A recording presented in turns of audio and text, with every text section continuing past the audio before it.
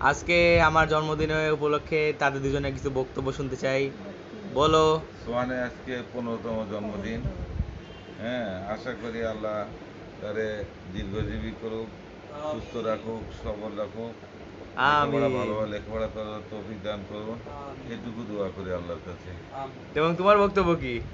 আমার বক্তব্য যে সুহানের বার্থডে ছোটবেলা থেকে অনেক যন্ত্রণা জ্বালাতন দিয়ে দিয়ে বড় করছি।